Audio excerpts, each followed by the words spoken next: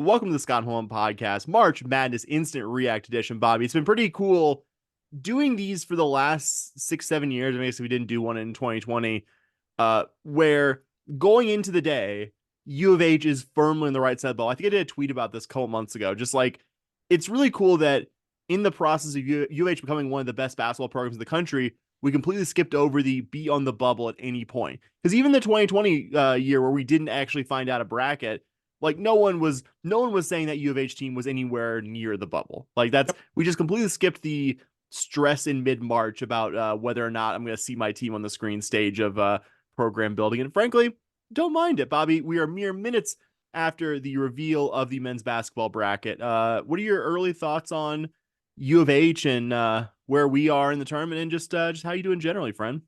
Yeah, man, I'm good. It's been a long weekend of watching Cougar sports, but a good one nonetheless. Even though yesterday didn't go exactly how we wanted it to, but we also expect it. Not that we expected it, but the disappointment wasn't as bad as maybe past years or something like that. Super excited where the Cougs are. The South region hosted here in Dallas. Just trying to calculate exactly how much money I'm going to spend to go see us play if we are lucky enough to make it that far. So, really excited about some of these matchups, potential matchups. So let's hop to it. I'll let you go ahead, Sam.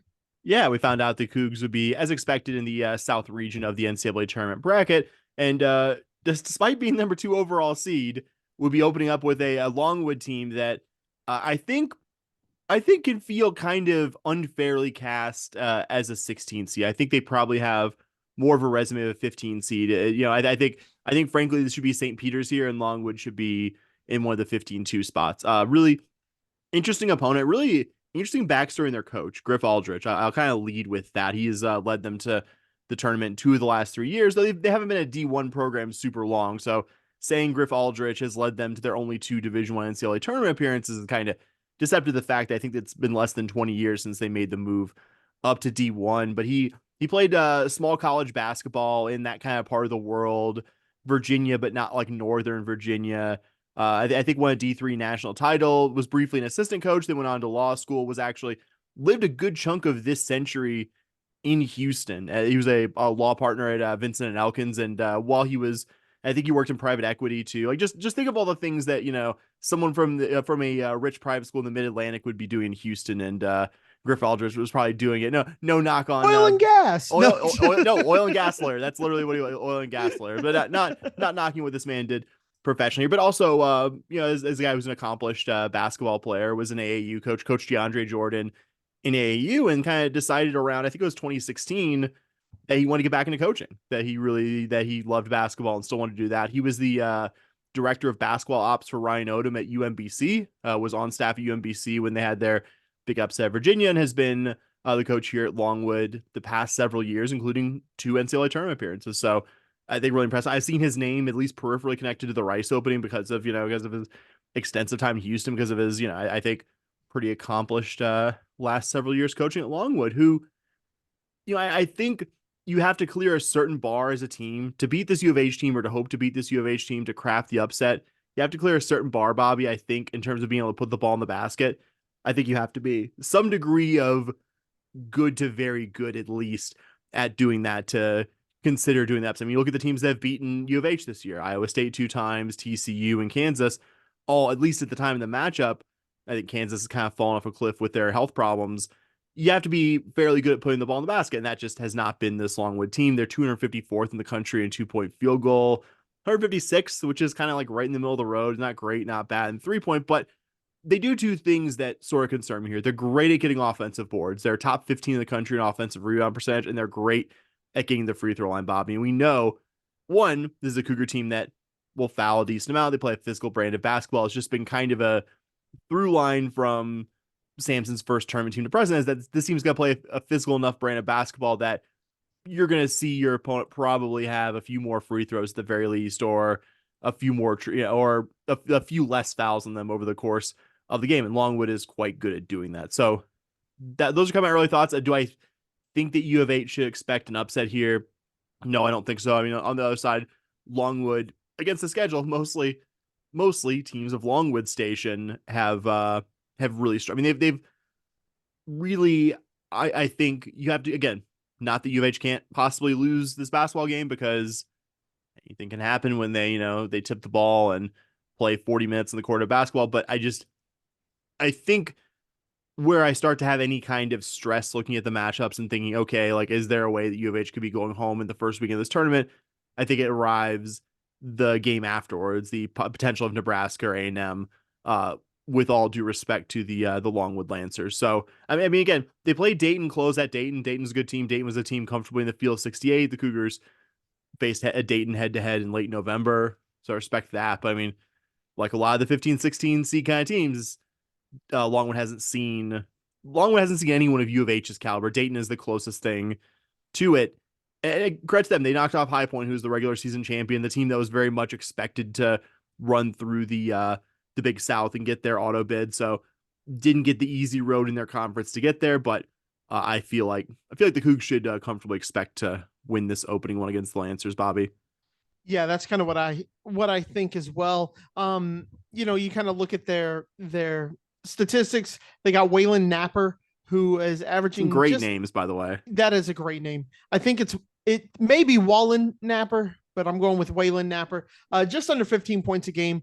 To your point, you see them if you see them on the schedule in the regular season, you may not preview it as deep as we're going into, but they call it madness for a reason. I'm not saying that this is a slam dunk win, but 16 versus ones have only happened once, so it's not something you see twice. Remember Fairleigh Dickinson last year. Yeah. Sorry, my bad.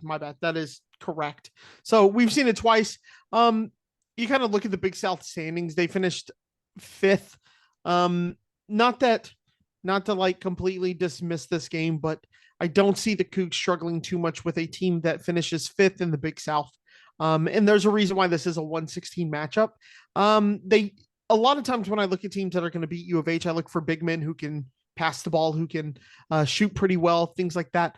Don't see that with Longwood. Their big man is 6'6". So Michael Christmas, he is a 6'6" senior. So anytime you have seniors, that's always a little concerning, because they play a little bit smarter. But we got a 6'7" senior who is going to match up pretty well with that. So in Wani, hopefully Wani is completely healthy. So that's usually what I look for when I see an upset or a tough game for the Cougs, is big men who can pass and who can score as well. So Michael Christmas being their second leading scorer might give me a little pause, but 11.5 points a game in the Big South is a little bit different than playing the Big 12 regular season champion.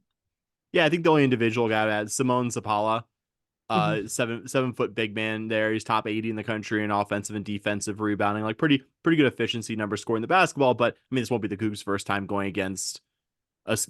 Won't be the Cougs' first time with like theoretically a height difference. I think we saw a number of teams in Big 12 play with size and skill potential advantages down low that couldn't take advantage of because the Cougs are so good in so many areas. And also, I don't think height is going to trip the Cougars up, at least in this one. Like, who knows? Yeah. Maybe there's a future matchup in this tournament, but I don't see it here. Don't see it with the Lancers.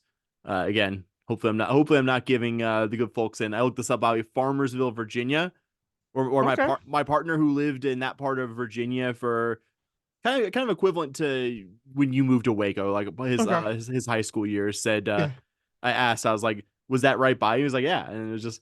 And he was like, I got really good custard there one time. And I was like, okay, I'm gonna make sure I mention it on the podcast here in about 20 minutes. Shout out to Farmersville custard. Shout out to whatever custard them place that my partner couldn't remember the name of in Farmersville, Virginia, home of the Longwood Lancers. But Longwood Lancers. Bobby, what do you want to talk about next? I was like, well, we're gonna choose our adventure. Do you want to talk about the rest of the bracket first, or the rest of the Cougs side of the bracket, or do you want to talk about the potential following matchup if the Cougs can outlast the Lancers?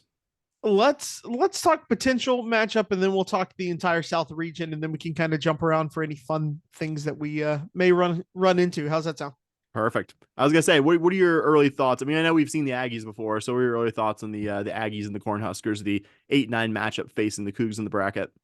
It's not a perfect thing to equate to. It's not 100% infallible, but KenPom has these two teams Nebraska's Ken Palm 28, A&M's Ken Palm 44. So kind of close, but if you're basing it just off Ken Palm, you might want to see the Aggies again. Nebraska's played some pretty good games and have some good wins in what they just did in the Big Ten tournament, making it to the finals. Always impressive. Making it to the finals of the Big Ten tournament. There's something to be said for that. Win versus Wisconsin. Wisconsin's a good team this year. They beat Purdue, right? They granted that was at home and everything, but beating Purdue by 16, hard to argue against that. You know what I mean? Oh, so that's a dangerous team that can come in and really do and scare you a little bit. Nebraska, that would be my concern. Also, if you got to play the Aggies, I'm never thrilled with playing the Aggies in a sport that we're better than them at, just because they're going to look. It will become just like when we play Texas in football. It's kind of our Super Bowl. We can admit that, right here on this pod. We can admit, like, if we had this discussion on the pod where if we would have won if we went 4-8, but we got a win versus Texas, we'd be happy with that. A&M's going to kind of come into this game like that. They're ready to knock us off. Kind of, obviously, they look at us as little brother, kind of take little brother down a peg. And you saw it when we played them earlier this year. We came away with the win, but they just were never down and out. And they very rarely do the Aggies look at themselves as underdogs in many things. This is something where they would be an underdog.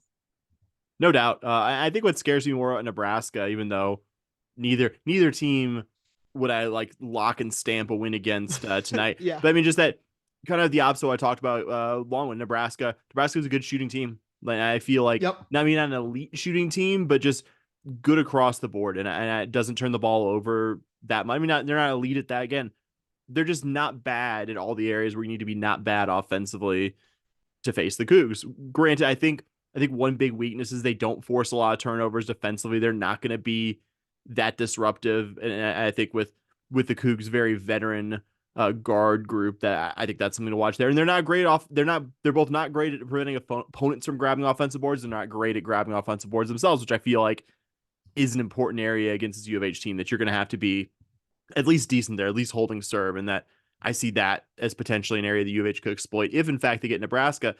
I feel like you almost got A&M's best punch the last time these teams played. Wade Taylor, who's a great scoring guard, maybe not a great efficient shooter, just went off against the Cougars, if you'll remember. I mean, pretty much single-handedly kept them in that game. Yeah, at the Toyota Center when these teams played first, because A&M is a bad shooting team. And again, you caveat all that with A&M plays a tougher schedule than, not to keep bagging on these guys, Longwood.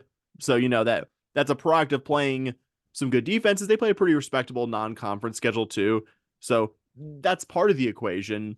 But you just, my thing with A&M is, can they do it twice? Like, can you have two just out of body performances? I mean, maybe you do. Maybe they see, a lot of teams when they face, we've seen ourselves face the level of team that U of H is now, you get an extraordinary effort. You get, above and beyond what they might have done. And, like, because A&M has some real clunker losses. Like, I think they deserve to be in the field of 68. I don't think that's that controversial, as much as I'm loath to say anything nice about the Aggies, Bobby. But, I mean, losing to Vanderbilt, losing to Arkansas, this year's version of Arkansas, love you, Tremont Mark, losing to Ole Miss at home, like some bad losses. Yep. Like, really had to rescue themselves with, some I think high points in there, beating Kentucky, beating Tennessee, beating Florida, and then beating Kentucky again in the SEC tournament. I think got them just on the right side of the bubble. And they kind of remind me the last year's Auburn team that we saw in the round of 32, just an obviously flawed SEC team, but a team with a lot of talent and a team that will probably play up to the moment of playing against a 1 seed like the Cougs, which Auburn did last year. Auburn really almost ran us off the court in that first 20 minutes last year before the Cougs, with some, I think, big help from Teron Mark, came back and ended up winning that game. So, yeah, I think I would rather see the Aggies in that spot, just because I think Nebraska does more stuff offensively that I think scares you, and I think clears a lot of the bars that you need to clear to potentially be able to beat this U of H team. I mean, made the Big Ten semis, ultimately losing to the eventual champion Illinois. I think firmly proved that they belong to be. Fred Hoiberg, who was longtime Iowa State coach, if you'll recall, had a stint in between the Chicago Bulls. Finally got this team back in the tournament. Bobby, I didn't actually know this until the bracket reveal in the last hour or so. I didn't know they'd never won a tournament game. Like I know Nebraska doesn't have a lot of basketball history, like Right. as evidenced by the fact that U of H has more Big 12 regular season men's basketball titles than Nebraska did in 17-ish years of being in the league. That kind of tells you a story right there. But I didn't know they had never won a tournament game. So I think they'll be very hungry for that one. I think we'll see the Huskers in round two if I had to predict it. I would rather see the Aggies, but I think we'll see the Huskers. Yeah, it's kind of one of those matchups with when it comes to the matchup versus U of H, you're gonna have a team that you think is probably a better basketball team playing basketball, right? Then I think that's Nebraska versus A&M. That will be coming in on motivation and excitement to play the local team, to play the higher ranked local team that is, kind of getting their come up, and you have a chance to take them down a peg. So it's kind of, would you rather play the better basketball team, or would you rather play the still decent basketball team that's going to play fired up? Yeah. Not that Nebraska's not going to play fired up. It's the NCAA tournament, but yeah, it will just be a little bit different. A&M, again, like I said, doesn't often have that ability to go in and say, these guys didn't recruit you, these guys, kind of deal, where everyone else does that against them in just about every other sport where you can go for this disrespect factor. A&M may have that. So you just kind of, would you rather play the better basketball team or the team that's just going to come in with a lot of motivation to knock you off? No doubt. Yeah. So you want to talk about our side bracket? Yeah, let's talk our side of the bracket. What stands out to you, bud? We talked about this off air a little bit. We had to stop ourselves before we podcasted too much off air. But James Madison, there's always inevitably a really scary 11 or 12 seed any side bracket you look at. But man, James Madison is a scary 12 seed. Like because there are a number of teams where you might have heard earlier I was talking about, well, has Longwood played very many teams of UH's caliber this year? And I don't like to use that necessarily to go after mid majors, but James Madison not only ran roughshod over a good, I think upper end of the mid-major league in the Sun Belt. They ran through that league, but also they beat Michigan State in the opener. They challenged themselves with their non-conference play. I think really just checked all the boxes of the kind of team that I think you just absolutely hate. Like the 5-12 matchup is one that's just notorious for upsets, notorious for the higher seeded team not doing so hot. And yeah, I think having a team and outside of Michigan State win, maybe not necessarily a whole bunch of other ones, but I mean, one data point against another tournament team on their court, that's pretty damn good. I would not want to be right now in the position that Wisconsin's in, which I mean, Wisconsin's playing hot right now. Wisconsin went to the finals of the Big Ten championship. No mean feat. Had kind of a lull in the middle of the season, but are now pretty good. But yeah, man, I'd be sweating bullets if I was Greg Gard right now. That is a tough round of 64 matchup. Yeah, that's one of those ones where you see these teams, right? And you see these 12 seeds.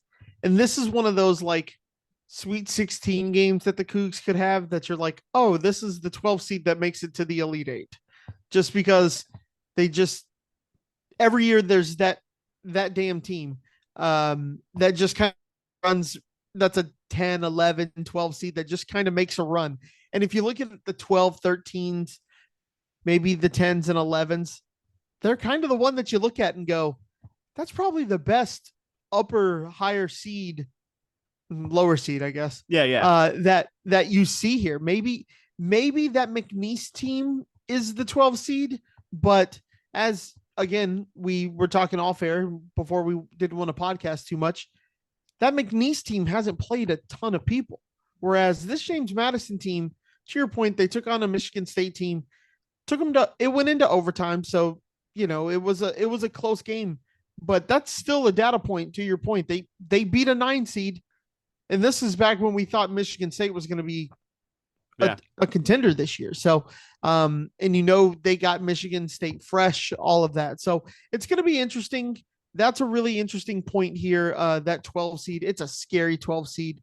Um, Also, we did get a playing game in our region. Yeah. The 10 seed is going to be a playing game between. It's Boise and Colorado. Actually, Thank I you, just thank I you. just saw Colorado a couple nights ago out here in Vegas. Very athletic team. They also have a chunky big man, Eddie Lampkin.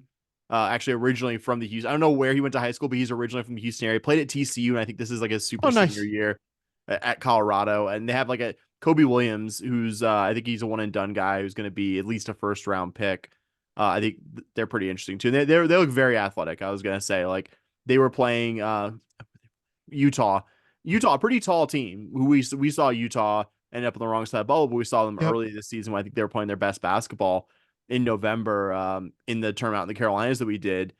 And Utah, I think, is the tallest team in Division One, and Colorado didn't in any way look intimidated by at least the amount of length the Utes were able to throw at them out here in Vegas. So pretty impressive team. I think you could talk me into them being, because there's inevitably a lot of tournaments a playing team that goes on a decent run. I remember Syracuse Yeah, several years. because they kind of get hot. They just Yeah, kind of get hot. they got get hot, and they made the tournament finals out here and lost to Oregon, who ended up punching their ticket that way, Yep. which is understandable because I'm not going to try to ascribe every loss to being a motivation thing, but Colorado maybe closer to the bubble than they thought they were, but Colorado looked like they were pretty firm in the right side of the bubble, and Oregon was in a win. You have to win this to get in the situation. So yeah, Right.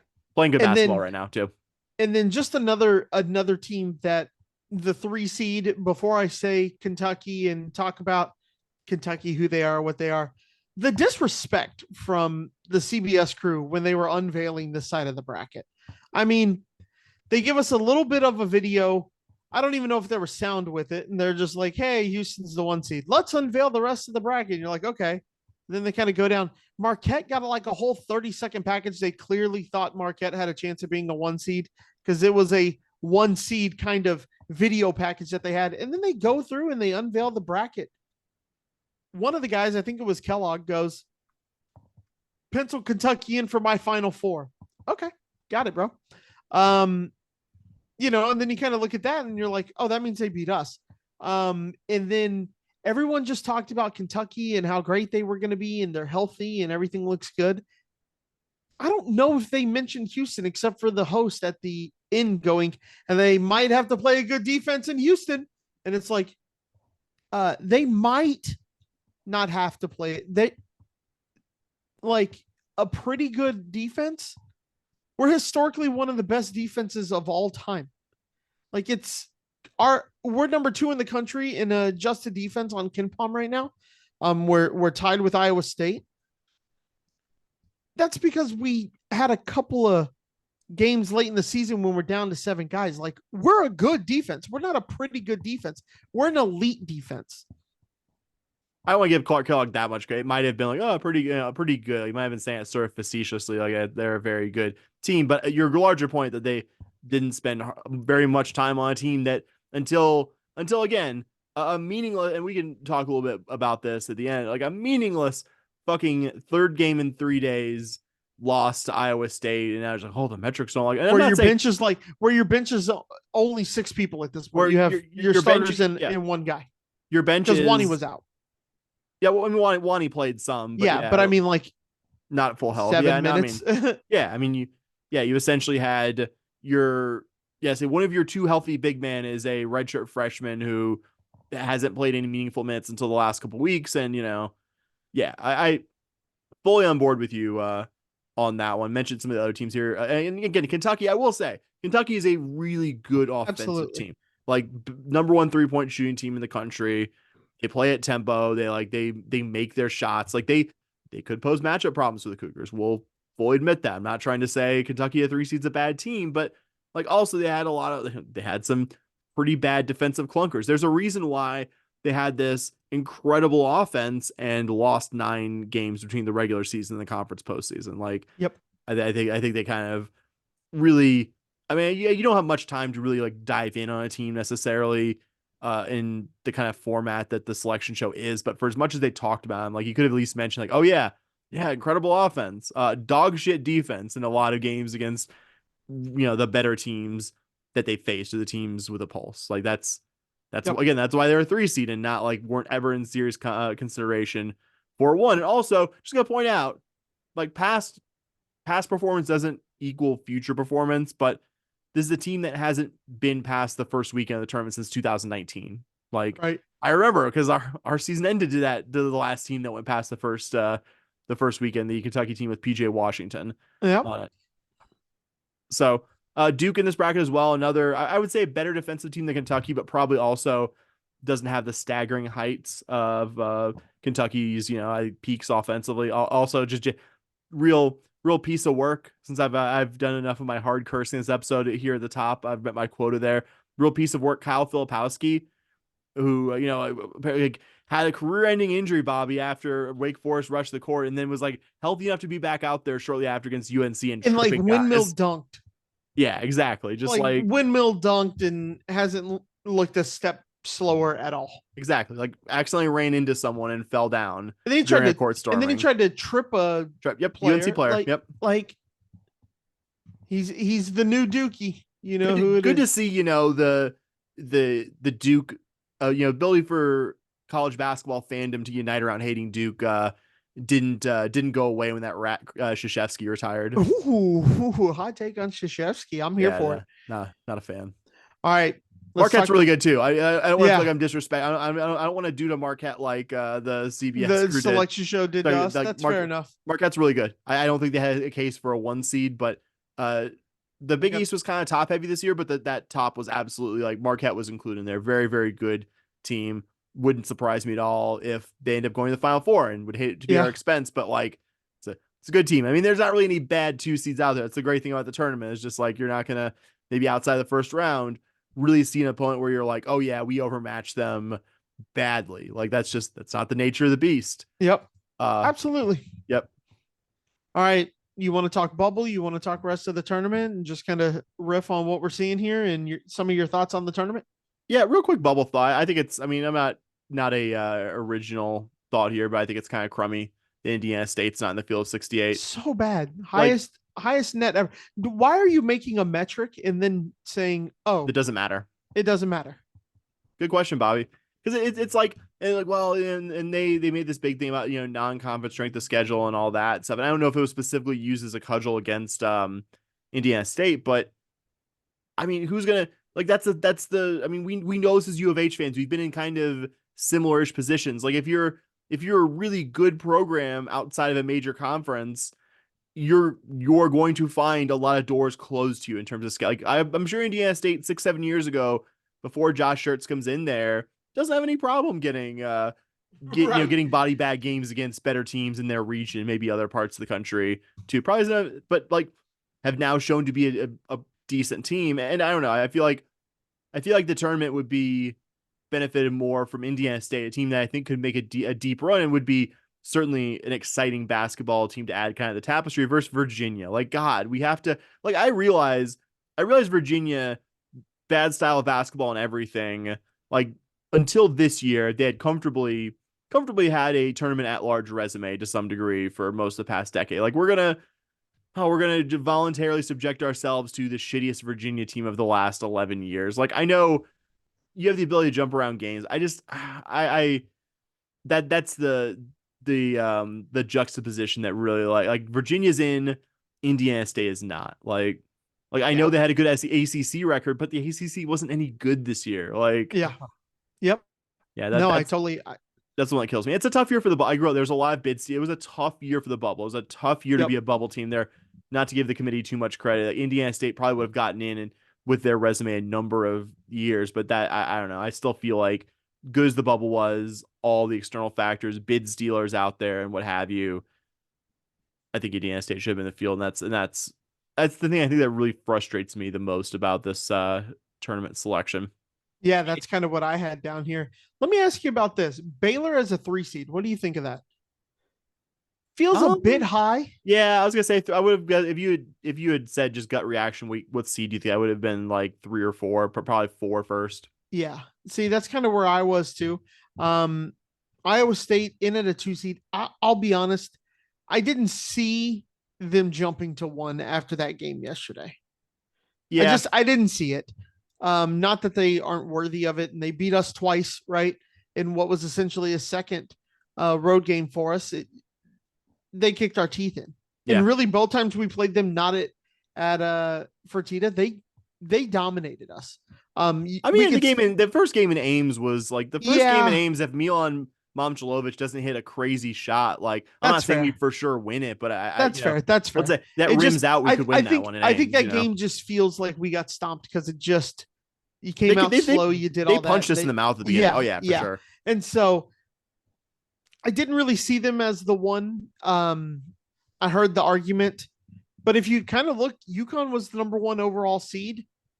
If Iowa State's their number two, then Iowa State wasn't even fifth.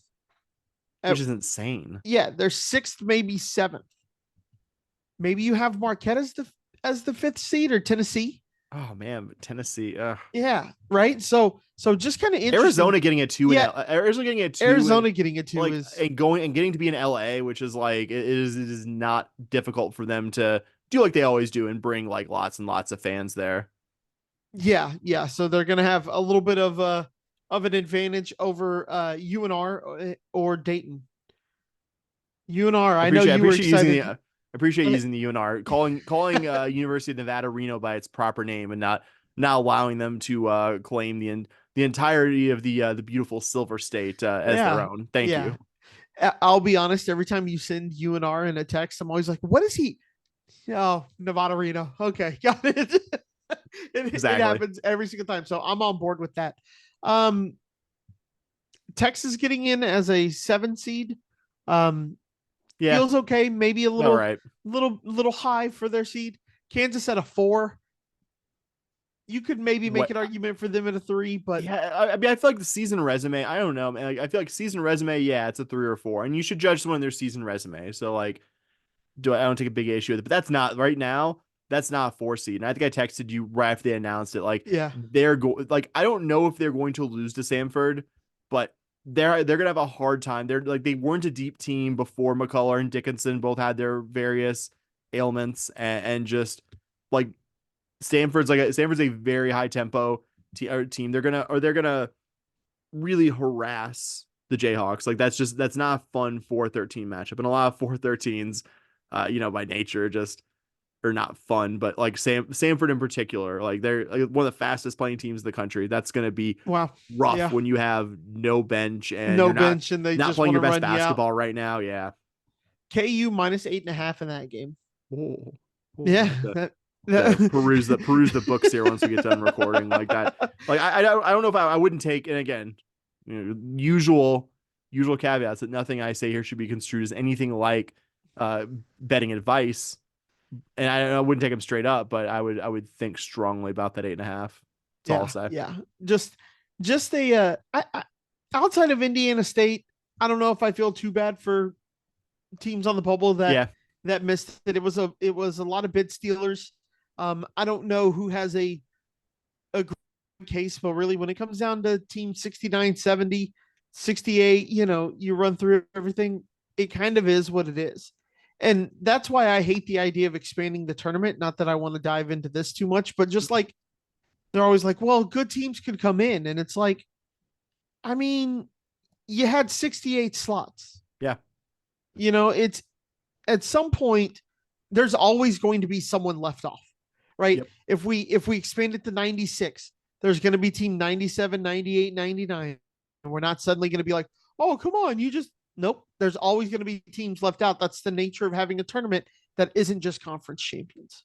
Yeah, exactly. No, I fully agree on that. And again, I don't think anyone other than Indiana State really has a big case. Real quick, like related to this. Yeah, let's go. Like the NIT, Bobby, or the people that run the NIT played themselves so bad. Like, because they've made this big thing at the start of the season. Like, well, we're no longer accepting, the smaller conference teams. Like, to use the example of opponent we just talked about, Longwood, they weren't their conference's regular season champions. So previously, High Point, who had a really good season, I think they only lost like 1 or 2 conference games, would have got an NIT game. And also, as much as we joke about, it's not the goal to be the NIT, like for High Point, that's a big deal. Like Yeah. that gives them like, hey, like, I and remember when the CBI was a big deal for us and we yeah, played Vandy. honestly, I thought, I don't think it was the long-term goal, but like it was a nice data point in Samson's second and third year here that we were good enough to be NIT caliber. Yeah, Like we were absolutely. okay. Like, like, Well, it's I've had this conversation again when I would go to Baylor and you see their women's basketball and it's like NIT finalist, NIT winner, NCAA tournament appearance, and then it was NIT champion again, right? And you take yeah, that, not even a step back, but then it's um, NCAA tournament Sweet 16, Elite Eight, Final Four national the champion. champions. So Yeah. those are just steps that programs take, and it just gives you again another data point. Yeah. And so the reason I bring this up is because a number of programs that normally would have been kind of the NIT headliners, which it gives me very high satisfaction to say it's Bobby Memphis, Ah, St. yes, John's, Ole Miss have been emphatically like, we're not taking the NIT appearance. Like, we do not want to go to this. yeah, that's Like if the that. teams that like obviously weren't maybe NCAA tournament caliber, but were like the big name teams like that would be in the field. Like that, like it just, and I don't know the dollars and cents behind like, hey, like we couldn't keep it going in this model or something like that. But I think whoever decided like that this was okay, well, this is a viable path forward, didn't think about that. These number of these teams just be like, no, actually, it's more important to us to be like recruiting right now than Yeah, especially game with plan. the didn't The they say the portal opening. Yep. portal opens Yep. up? Yep. Tomorrow. Yeah. So it's just, but I totally get what you're saying. And the NIT is actually a fun tournament to It watch. is. It And is. here's the other thing: if you win it, you're not. People always joke you're the 69th best basketball team. If you win the NIT, you're probably a top 25 team. Yeah, I hate to say something nice about this program, but like it did actually, I think, really help Memphis that they I think they won the 21 NIT, Yeah. and then I think not coincidentally, like went to the next two seasons were an at-large level NCAA tournament team afterwards. Like But what happened to him it this helped. year? Uh, Bobby didn't want this. Really fun. You probably see me retweeted a few times. Like Penny Hardaway, like in late October, was just like, yeah, we know our season's basically the non-conference schedule. Like it just basically just saying like, yeah, like we know it doesn't matter what we do This against AC non-conference competition. is, Yeah, yeah. we have to, and then just got like just took all these just awful, just inexcusable L's in conference play. Just couldn't happen to a better program. Really, Yeah. really Yeah. happy. Really, really happy with that one. What our old friends are doing there. Yeah. Yeah. I It's think we, yeah. go ahead. Go Okay, ahead. no, No, you I keep was going. just gonna say it's the best time of the year, bud. And I'm Oh looking yeah, forward to it. So what were you gonna say? I was gonna say you want to just end it here. Like we originally we thought about having Big 12 tournament thoughts and just like I'm glad we beat Texas Tech a second time. Glad we beat TC. We beat TC after losing the one regular season head to head. Wish the Iowa State would have been somewhat closer. And frankly, I feel like so I'll put myself. I texted you. We were down 19-13. You correctly said, "Yeah, we're not playing our best basketball right now." It's like I don't care if we're down 19-0. And the universe was like, "All right, bet." And it's just like we are just going. You are going to have half watch while putting up a shelf for a projector. You and your team just get the like your teeth kicked in Just against Iowa housed. State. Just House. housed. Yeah. So I'm watching the game and my wife's a huge Boston Bruins fan. Long story, I don't want to explain it here, but she's a huge Bruins fan, and she's a Houston Cougar because I married up, and so I got a Houston Cougar. That was a smart move of me, so I don't have any conflicts like one host of this will going forward. So, anyways, um, I'm watching the game, and it gets to like 2 minutes into the second half. We're down like 16 or something around that time. And I just look at her and she's in her room where she quilts and stuff, and she's in there and she's watching it on a smaller TV. And I'm like, you want the TV out here? I'm gonna go throw it on real quick and go mess around on the computer or something. I don't know. Smart move. Yeah, yeah. But are we really gonna go in and analyze that game? Sorry guys, we're probably not. No, they beat us. They beat us by a lot of points, and we Yeah. were really, really clearly not at 100% health. And that which isn't to say Iowa State. And I'm in a way like don't get me wrong, as a Houston Cougar fan, I want the Cougs to win every available championship in every sport, yada yada, et cetera, et cetera. I think it's kind of. I think it is, and I will also say we absolutely got the more meaningful one. I'm sorry, like cool that you won this tournament. That's a quasi home tournament for you. Very awesome. Really glad that your fans don't have enough going on in their lives that they can go to the Power and Light District and just chill and watch basketball outside of an arena. Great. Bully for you. We win the title that means more. But I feel like Iowa State had such a good season that they deserve some hardware. Like they deserve some Big 12 hardware. They deserve some recognition that they were far and away, along with U of H, I think clear of what was a very, very good league. That they were among they were the upper echelon. That U of H and Iowa State should be standing on a mountaintop above the rest of the league because that's how much those two teams outplayed, I think, the competition. So I'm happy in that sense that they won that and they won their quasi home tournament.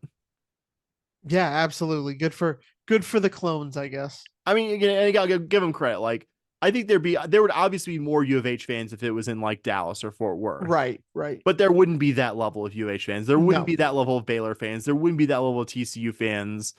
I In mean, it would be a good look, crowd. Like it would be a good crowd. Don't get me wrong. There'd be a lot of Cougs. There'd be a lot of Baylor fans. There'd be a lot of TCU fans, but there wouldn't be the level that Iowa State brought and brings on an no. annual And basis to and here's the Casey. other thing. I've seen us play in conference championship games. Granted, not as exciting as a Big 12 championship Yeah, game, but I've seen us play in conference championship games in this city, and we bring it. But we did not bring it like Iowa State did. You're absolutely right. bingo. All right, that's our show. Don't forget, please support our friends at Charlie Hustle, charliehustle.com, promo code SHP15. Get yourself some fantastic Cougar gear, including a Cougar quarter zip. Bobby, I know you're a golfer, quarter zip Can't guy, wait, so buddy. you Can't were wait. very excited about that one. I know, and of course, the fantastic Cougar jacket that Charlie Hustle just released as well. Of course, don't forget to download Autograph at the Android or Apple store and use our promo code SHPAWD SHPod and follow your Cougars there, and also get yourself in line for some really awesome prizes they'll be dropping for March Madness as well. That's it. Please follow us on the site formerly known as Twitter, that we still call Twitter anyway, at SHPAWDcast, podcast.bsky.social, the Facebook that we check once every few months. You can get in touch with us there, but we probably won't see it until about mid-June. Bobby, that's it. What do we always say here at the end? Go Cougs.